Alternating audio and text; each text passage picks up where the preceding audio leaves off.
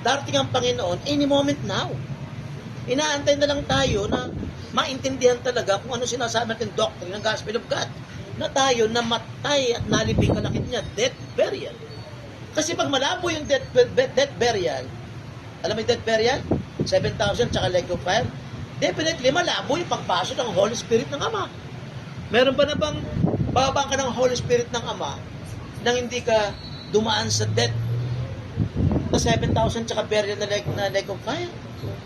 Hindi ka bababa ng Holy Spirit ng Ama.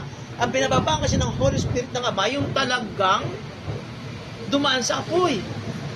Hindi sa tubig.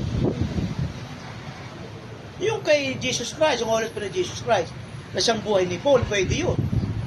Kasi bautismo sa tubig yun. Pero pag apoy, ang Ama ang siyang buhay natin, hindi lang ang Panginoong Jesucristo. Ang Ama. At pag ang Ama ang